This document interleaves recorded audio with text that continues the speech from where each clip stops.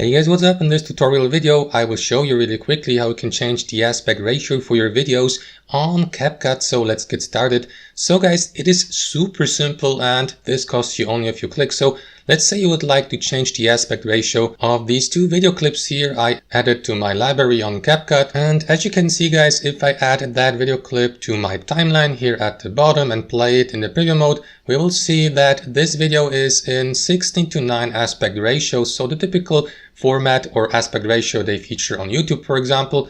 And I would like to change that aspect ratio, let's say to TikTok format, which is 9:16, or to YouTube Shorts format. You can do that guys by simply left clicking on the video clip you would like to change the aspect ratio for, and next guys click on that icon here in the bottom right corner of the preview window, ratio, and simply select the aspect ratio you would like to use, like for example 16:9, 4:3, 1:1, or 9:16, or choose a custom aspect ratio if you like. So I will go with 9:16. There you go. As you can see, this is now the aspect ratio for TikTok videos.